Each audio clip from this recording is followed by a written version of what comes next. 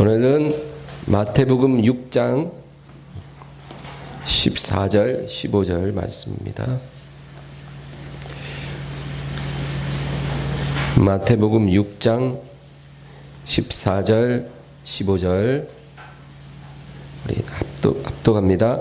너희가 사람의 잘못을 용서하면 너희 하늘 아버지께서도 너희 잘못을 용서하시려니와 너희가 사람의 잘못을 용서하지 아니하면 너희 아버지께서도 너희 잘못을 용서하지 아니하시리라. 아멘. 예수님의 설교 가운데 용서라는 주제로 설교하신 게 굉장히 많습니다. 그렇게 예수님의 한 가지 주제를 많이 설교하셨다는 것은 그만큼 그것이 우리에게 아주 중요하다는 거겠죠. 오늘은 용서에 대해서 살펴보기 원합니다. 용서는 하나님의 용서와 사람의 용서가 있습니다. 그걸 우리가 잘 구분할 수 있어야 돼요. 하나님의 용서는 하나님이 우리를 용서하는 그 용서죠. 그 다음에 사람의 용서는 우리가 우리에게 죄 지은 자를 용서하는 그런 용서인 것입니다. 그런데 이 하나님의 용서는 그 절대적인 전제 조건이 뭐냐? 회개입니다. 반드시 회개가 있어야 하나님의 용서를 받을 수 있어요. 뭐 회개하지 않고 그냥 얼렁뚱땅 하나님이 그저 그냥 우리를 불쌍히 봐주셔서 용서해주고 그런 거 없습니다. 하나님의 용서를 받으려면 반드시 회개가 있어야 되는 거예요. 근데 이 회개란 세 가지 요소가 들어갈 때 진정한 회개가 성립이 되는 거예요. 회개의 3요소가 뭐냐면 첫째는 죄를 인정하는 겁니다. 죄를 인정하는 겁니다. 죄를 자백하는 걸 말합니다. 우리가 하나님 앞에 회개할 때 제일 첫 단계가 죄를 인정하는 것, 자백하는 거예요. 아주 정직하게, 아주 겸손하게 죄를 인정해야 해요. 그래야 하나님이 그 회개를 연락하셔요. 우리가 회개하면서 하나님 제가 참 상황도 안 좋았고요. 좀 불가항력적인 면이 없지는 않았거든요. 근데 제가 그 사람만 없었으면 이렇게까지 제가 잘못하지는 않았을 텐데 여러 가지가 참 상황이 너무 안 좋았네요. 그 사람도 좀 서운하긴 하지만 일단 저도 잘못한 게 어느 정도는 있으니까 회개합니다. 이런 회개를 하면은 하나님이 인정을 안 한다는 거예요. 제가 어제 우리 아내와 부부싸움을 크게 했는데 우리 와이프가 그냥 화를 돋구는 기질이 있는 거 하나님 아시죠? 와이프만 아니었으면 제가 그렇게까지 화는 많이 안 냈을 텐데 와이프 때문에 그냥 화가 더 치밀어 오르더라고요. 어쨌든 와이프 죄는 와이프 죄고 제 죄도 있으니까 용서해 주세요. 이런 식으로 회개하면 안 된다 그 말이에요. 그냥 회개할 때는 전적으로 내 잘못입니다. 다 제가 저지른 일입니다. 저로 인해서 이 모든 상황이 일어났습니다. 제가 죄인입니다. 철저하게 다 제가 잘못한 일입니다. 이렇게 나가야 하나님이 그거를 받으시는 거예요. 이렇게 말하는 걸 통회라고 합니다. 통회. 어떤 변명이나 합리화가 개입하지 않는 철저하게 자기 자신에게 책임을 돌린 그 마음, 그게 통회하는 마음이라고 해요. 통회하는 마음을 주께서 멸시치 아니하시리이다. 다윗이 고백했잖아요. 하나님은 통회하는 마음을 원하세요. 그게 이제 회개의 첫 번째 요소예요. 두 번째는 뉘우침입니다. 죄를 자백하고 인정했으면 그 다음에 이제 뉘우쳐야 돼요. 이 뉘우침은 뭐냐? 내가 다시는 이 동일한 죄를 반복하지 않겠습니다. 이런 진실된 결단을 말해요. 예. 그저 내가 저지른 일이 너무 제가 잘못했으니까 용서해 주세요가 아니라 이제 다시는 동일한 일을 반복하지 않겠습니다. 그렇게 결단하는 거예요. 그게 뉘우침, 돌이킴. 이게 회개의 두 번째 요소예요. 세 번째 요소는 속죄의 절차를 밟아야 돼요. 이제 죄를 자백하고 뉘우쳤으면 이제 죄를 씻어야죠. 그게 속죄의 절차예요.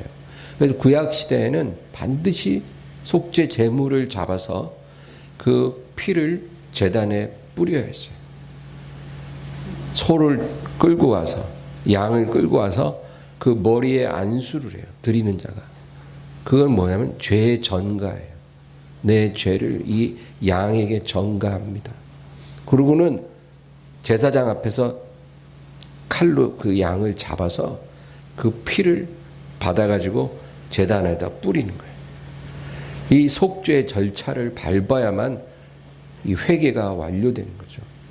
근데 오늘날은 그럴 필요가 없는 것이 예수님이 그 피를 뿌리셨기 때문에 한 번에 영원한 속죄의 제사를 드리셨기 때문에 우리가 하나님 앞에 회개할 때는 첫째로 죄를 자백하고 둘째로 죄를 뉘우치고 그 다음에 마지막엔 예수 그리스도의 피를 뿌리면 돼요. 영원하신 성령의 역사로 그 피의 효력이 그 이름을 부르는 자를 통해서 나타나는 거예요. 그렇게 되면 이제 회개가 이루어지는 거죠. 그러면 하나님이 그 사람을 용서해 주십니다. 그런데 이 하나님 앞에 이 용서를 받는 죄가 두 종류가 있어요. 하나는 우리의 연약함으로 짓는 죄가 있어요. 죄를 지으려고 한 게 아닌데 연약해서 무너지는 그런 죄예요. 베드로가 예수님을 3번 부인한 게 바로 그런 거예요. 베드로는 정말 예수님 부인하고 싶지 않았었어요. 그런데 그 상황에서 무너져 버렸어요. 이런 연약함으로 인한 죄는 죄를 자백하고 뉘우치고 속죄를 하면 용서받아요. 그리고 하나님이 거기에 대해서 어떤 징계를 내리지 않아요. 깨끗이 용서해 주시고 다시 기회를 주셔요. 베드로가 예수님 부인하고 나서 뭐 야단 맞고 징계받지는 않았잖아요. 베드로가 예수님 앞에 주여 제가 잘못했나이다 그런 말을 하지는 않았지만 예수님이 아침을 딱 차려놓고 베드로와 마주 앉았을 때 그 베드로의 그 태도가 바로 베드로의 회개를 말해주는 거예요. 회개한 사람은 주님 앞에 나와요. 주님 앞에 나오지 않고 도망치는 사람은 회개 안 했다는 거예요. 회개하면 나오는 거예요. 잠언에도 공순이 큰 허물을 경하게 한다. 왕이 내 앞에서 분을 바라거든 그 앞을 떠나지 마라. 그 말씀 있잖아요. 우리가 하나님 앞에 회개하는 사람이라면 죄를 지었을 때 하나님을 떠나면 안 돼요. 하나님 앞에 나아가야 돼요. 그냥 납작 엎드려서 죄를 자백하고 죄를 뉘우치고 예수의 이름을 부르고 용서를 구하면 되는 거예요. 그러면 용서가 이루어져요. 도망가면 절대 안 돼요. 베드로는 그렇게 용서받았어요. 그러나 또 어떤 죄가 있냐면 고의적으로 이렇게 범죄할 때가 있어요. 그런 죄도 우리가 짓는단 말이에요. 다윗이 그랬어요. 다윗이 밧세바와 간음하고 우리아를 죽일 때 그 죄를 몰랐냐? 알았거든요.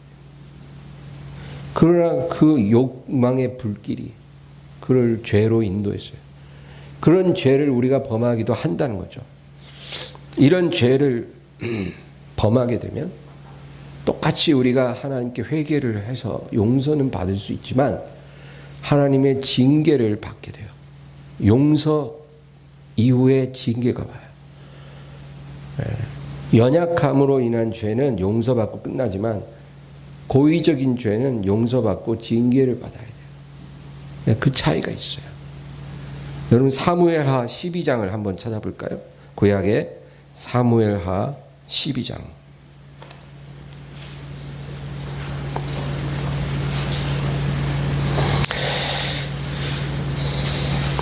479페이지 사무엘하 12장 13절 14절 13절 14절 다 같이 읽습니다. 다윗이 나단에게 이르되 내가 여호와께 죄를 범하였노라 하매 나단이 다윗에게 말하되 여호와께서도 당신의 죄를 사하셨나니 당신이 죽지 아니하려니와 이 일로 말미암아 여호와의 원수가 크게 비방할 거리를 얻게 하였으니 당신이 낳은 아이가 반드시 죽으리이다 하고. 이렇게 고의적인 죄를 범하면 우리가 진실로 회개했을 때 용서받을 수 있어요. 다윗도 나단 선지자의 책망 듣고 바로 무릎 꿇고 내가 죄를 범하였습니다. 용서받았다 그래요. 하나님께서 당신의 죄를 사하셨나니 당신이 죽지 아니하려니와. 그러나 이 일로 사탄이 크게 비방할 거리를 얻게 되었으므로 당신이 밧세바와 사이에 가진 아기가, 그 낳은 아이가 죽을 것입니다. 이건 하나님의 징계예요. 그래서 우리가 죄를 범해서 용서받을 수는 있어도 징계를 받는 것을 우리가 모면할 수가 없다는 거죠. 고의적으로 거역한 죄를 지으면 그렇습니다. 이게 하나님의 용서예요. 그러니까 분명한 것은 진실로 회개하면 용서받는다는 거예요. 그러나 회개가 없으면 용서가 안 일어나요. 그러면 사람의 용서는 어떨까요? 아까 용서에는 하나님의 용서와 사람의 용서가 있다 그랬죠. 사람의 용서는 우리가 우리에게 죄 지은 자를 용서하는 그 용서예요. 이 사람의 용서는 오늘 본문으로 다시 돌아가면 마태복음 6장 14절 15절 그 얘기를 하고 있는 거예요. 너희가 사람의 잘못을 용서하면 하늘 아버지께서도 너희 잘못을 용서하시려니와 너희가 사람의 잘못을 용서하지 아니하면 너희 아버지께서도 너희 잘못을 용서하지 아니하시리라. 그러니까 우리가 어떤 사람을 용서할 때 그 사람이 나에게 와서 용서를 구해야 용서하는 게 아니에요. 하나님께 지은 죄는 회개해야 용서받지만 사람이 사람을 용서할 때는, 그러니까 나 같은 이 죄인이 또 나에게 범죄한 어떤 사람을 용서해 줄 때는 그 사람이 나에게 용서를 구해야 용서할 수 있는 게 아니라 그냥 무조건적으로 그 사람을 용서해야만 해요. 그게 하나님의 명령이에요. 그 사람이 잘못을 인정하고 나에게 용서를 구하든 안 구하든 무조건 용서하라는 거예요. 그래서 우리가 그런 용서를 행하면 하나님도 우리를 용서하시지만 우리가 용서하지 않으면 하나님도 우리를 용서하지 아니하리라. 그러면 여러분, 이런 질문이 생겨요. 나에게 정말 큰 고통을 준 사람이 있어. 근데 그 사람은 지금도 전혀 잘못을 뉘우치지 않아요. 내 마음에 피눈물 나게 했는데 지금도 자기가 잘못했다고 생각 안 해요. 근데 내가 그 고통을 안고 살다가 하나님 말씀 믿고 그 사람을 용서했어요. 그러면 그 사람 죄가 사해질까요? 하나님 앞에서? 아니에요. 그대로 있어요. 하나님이 우리에게 뭐라 하냐면 원수 갚는 것이 내게 있다. 죄의 판단과 심판은 나에게 있다. 그러니까 너는 그걸 나한테 토스해라는 거예요. 그래서 내가 그 사람을 용서했다고 해서 그 사람 죄가 없어지는 게 절대 아니에요. 그 사람 죄는 하나님 앞에 진실로 회개하기 전까지는 그대로 있는 거예요. 그러면 용서되지 않은 죄가 그대로 있으면 그게 뭐예요? 저주가 임한다 그 얘기예요. 저주가 임해요. 그 사람은 그 저주 아래 있는 거예요. 그러나 하나님은 우리 보고 말씀하시기를 용서해라. 너는 그를 용서해야만 한다. 그 말씀은 그 사람을 위해서 하는 말이 아니라 나를 위한 말이에요.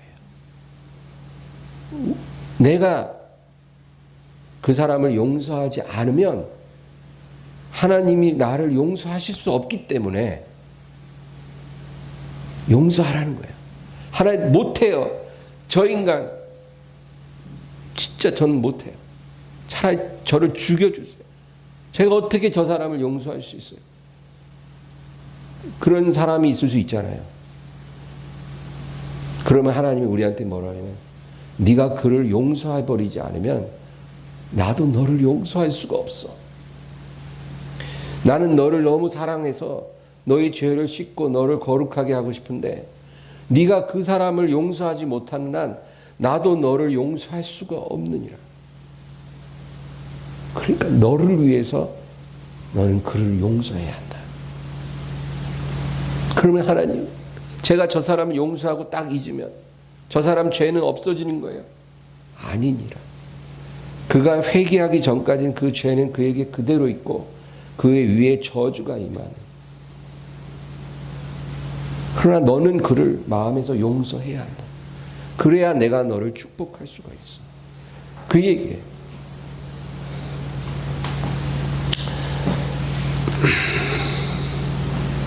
마가복음 11장 한번 찾아볼까요? 마가복음 11장 25절. 마가복음 11장 25절. 다 같이 읽습니다. 서서 기도할 때에 아무에게나 혐의가 있거든 용서하라. 그리하여 하늘에 계신 너희 아버지께서도 너희 허물을 사하여 주시리라 하시니라. 우리가 하나님 앞에 나가 기도하는데 아무에게나 혐의가 있거든 용서하라. 그게 무슨 말이냐? 기도하는데 갑자기 나한테 상처 준 사람이 생각나는 거예요. 나를 배신한 사람, 나를 모욕한 사람, 나에게 큰 손해를 끼친 사람, 그런 사람이 생각이 탁 나는 거예요. 그러니까 막 기도하다가 막 안에서 막 분이 막 끌어올라요. 그걸 말하는 거예요. 그런 사람이 생각나거든 용서하라. 그리하여야 하늘에 계신 너희 아버지께서도 너희 허물을 사하여 주십니다. 여러분, 우리가 하나님 복을 받고 살려면 죄가 해결돼야 되잖아요. 용서받아야 되거든. 근데 우리가 회개해도 용서 못 받고 하나님의 축복의 문이 안 열리게 되는 이유가 내 마음에 놓아주지 않은 사람이 있는 거예요. 그러면 그냥 어그러지는 거예요. 처음부터. 아무리 내가 하나님 앞에 구해도 하나님은 응답을 안 하는 거예요. 그래서 우리가 기도할 때 이 용서의 문제는 항상 우리 마음에 염두에 둬야 돼요. 혹시 내가 아직도 중심으로 용서해 주지 않은 사람이 있는가? 살다 보면 왜 없겠어요? 나에게 고통 주는 사람이 어디 한둘이에요. 부모로부터, 형제로부터, 배우자로부터, 사회에서 만난 모든 사람들로부터 나한테 고통을 주는 사람들이 너무너무 많은데 그 사람들 용서해야 돼요. 그냥 입술로만 용서합니다 이게 아니라 그 사람이 나에게 저지른 일들을 가만히 생각하면서 그 사람이 나에게 그런 일을 행했지만 내가 그래서 그를 용서합니다. 그렇게 고백해야 돼요.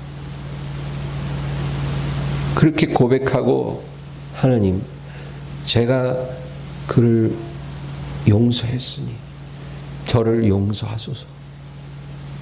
내 죄는 저가 나에게 저지른 죄보다 내가 하나님 앞에 저지른 죄는 더 큽니다. 나를 용서하소서. 이렇게 하나님께 나아가면 하나님은 우리를 용서해 주시는 거예요. 그래야 문이 열리는 거예요.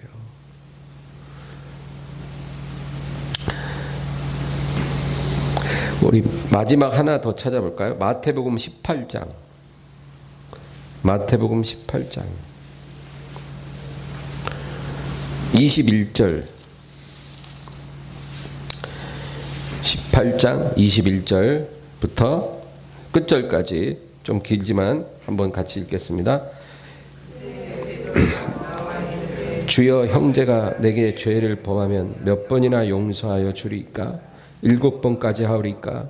예수께서 이르시되 내게 이르노니 7번뿐 아니라 7번을 70번까지라도 할지니라. 그러므로 천국은 그 종들과 결산하려 하던 어떤 임금과 같으니 결산할 때에 10,000달란트 빚진 자 하나를 데려오매 갚을 것이 없는지라.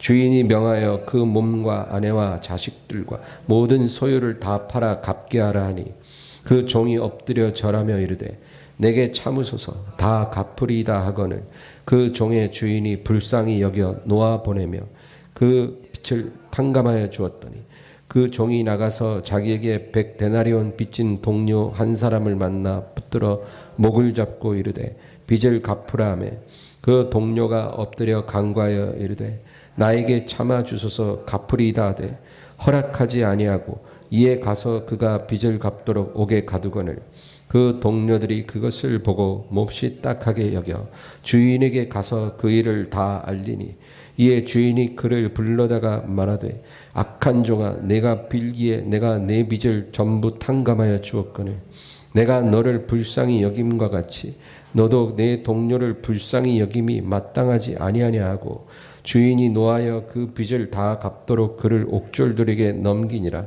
그러나 너희가 각각 마음으로부터 형제를 용서하지 아니하면 나의 하늘 너희에게 이와 같이 하시리라. 아멘. 예수님 비유 너무나 명확하잖아요. 어떤 사람이 임금님 앞에 빚을 크게 졌어요. 얼마를? 10,000달란트예요. 여러분 10,000달란트가 얼마나 되는지 모르죠. 1달란트는 6,000데나리온이에요. 1달란트가 6,000데나리온. 근데 1데나리온이 노동자 하루 품삯이에요. 그러면 지금 환산해 보세요. 1데나리온이 노동자 하루 일당이면 일당은 10만 원이라 치고 그러면 6,000데나리온이 한 달란트거든요. 그런데 그게 10,000달란트예요. 그러니까 제가 계산해 보니까 6조 원이에요. 6조 원. 6조 원을 빚질 수가 있을까? 어쨌든 6조 원 빚을 졌다는 것은 갚는 게 불가능하다 그 얘기죠. 그런데 이 임금이 그 6조 원 빚진 종을 불쌍히 여기고 그냥 덮어버렸어요. 탕감해줬어요. 없던 일로 한다. 그러니까 너무 기뻐갖고 이렇게 나오는데 저 맞은편에 6개월 전에 나한테 100데나리온 빚진 동료를 만난 거예요. 100데나리온이면 얼마예요? 1,000만 원이에요. 1,000만 원. 1,000만 원 나한테 빌려가갖고 아직도 안 갚는 거야. 갚는다 하놓고 계속 안 갚는 그런 얄미운 사람을 만난 거예요. 지금 6조 원 탕감받고 나오면서 1,000만 원 빚진 자를 딱 마주쳤는데 그 1,000만 원 빚진 자가 막 화장실로 숨어가는 걸 딱 보고 쫓아갖고 목덜미를 딱 잡아갖고 너 이놈 자식 잘 만났어. 빚 갚어. 안 갚으면 너 오늘 국물도 없어. 돈이 없어요. 돈이 없어요. 꼭 갚을게요. 지금은 없어요. 죄송해요. 근데 여기 성경에 보니까 이 사람을 옥에 가둬버렸다는 거예요. 지금도 법적으로 소송해서 사기범이나 횡령 뭐 이런 죄를 지으면 옥에 들어갈 수 있잖아요. 그렇게 해버린다 그 말이죠. 그러니까 이 임금이 이 사람을 불러서 말하는 거예요. 내가 너를 불쌍히 여겨 6조 원을 탕감해 줬는데 너는 너한테 1,000,000원 빚진 자를 불쌍히 여기지 않았느냐. 아무 대답이 없는 거예요. 6조 원 탕감 받을 땐 너무 좋았는데 1,000,000원 안 갚는 사람 보면은 분이 뻗치는 거예요. 그런 모습이 여기 나오는데 바로 이 사람이 우리예요. 우리는 이미 6조 원 탕감 받은 사람들이거든요. 그런데 그러면 하나님이 우리에게 그 어마어마한 빚을 탕감해 주실 때 우리에게 뭐라고 하셨겠어요? 내가 너희를 불쌍히 여긴 것처럼 너희도 살아가면서 너희에게 빚진 자들을 탕감해 주고 불쌍히 여겨라. 그거거든요. 그거 배우라는 거거든요. 우리가 우리에게 빚진 자를 다 탕감해 주고 산들 6조 원을 비알겠어요? 그런데 우리는 100만 원, 1,000만 원 빚진 자를 용서를 못해요. 이런 우리의 마음이 하나님 앞에 그대로 드러나는 거예요. 그러면서 하나님 우리에게 은혜를 주소서 하면 하나님이 우리를 보시겠는가. 여기 보면 34절에 주인이 노하여 그 빚을 다 갚도록 그를 옥졸들에게 넘기니라 그랬거든요. 그 말은 뭐예요? 우리가 하나님 은혜를 받고 다른 사람을 용서하지 않으면 우리가 이미 받은 용서가 철회된다는 거예요. 그래서 이 임금님이 주인이 이 6조 원 탕감받은 종을 옥에 가둬버렸다는 거예요. 그 6조 원 갚을 때까지 넌 거기 있어요. 그래 버린 거예요. 이게 굉장히 무서운 말씀이에요. 너희가 각각 마음으로 형제를 용서하지 아니하면 너희 나의 하늘 아버지도 너희에게 이와 같이 하시라. 여러분 이 말씀은 그냥 있는 그대로예요. 과장된 게 아니에요. 그러니까 우리가 용서하지 않으면 우리가 이미 받은 용서가 철회되는 거예요. 그러면 여러분 감당할 수 있겠어요? 그러니까 우리가 살아가면서 나에게 죄 지은 자를 용서하는 문제가 굉장히 중요한 문제라니까요. 이게 내 운명을 결정하는 거예요. 나에게 어떤 죄를 범한 사람이라도 그 사람이 죄를 뉘우치든 안 뉘우치든 관계없이 내가 그거를 그 원한을 품고 있으면 안 되고 그 사람을 용서하고 딱 털어버려야 돼요.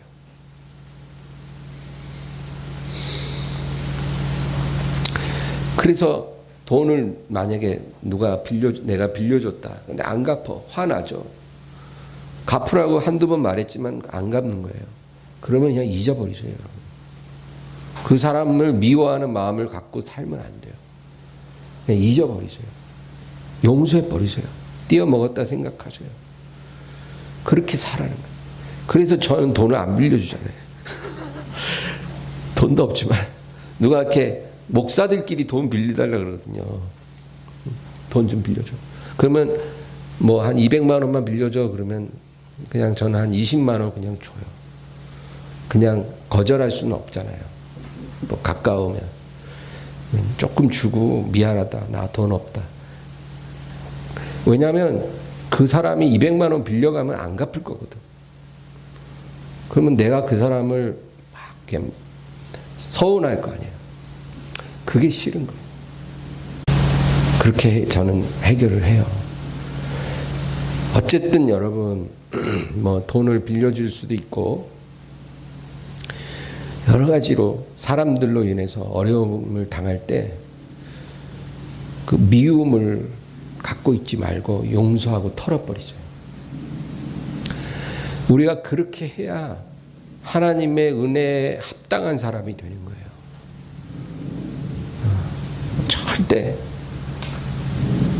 미워하지 말고 용서의 문제는 선택이 아니라 필수예요. 필수.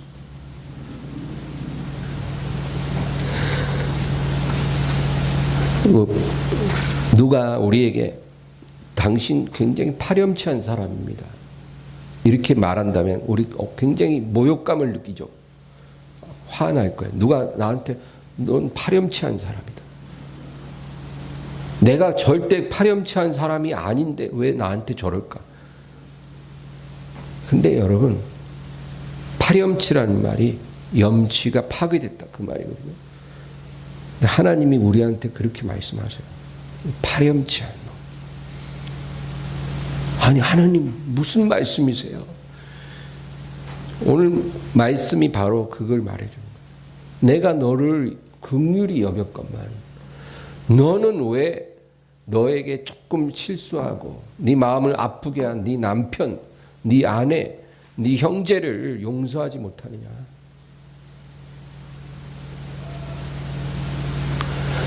여러분, 그래서는 안 된다는 거예요. 예.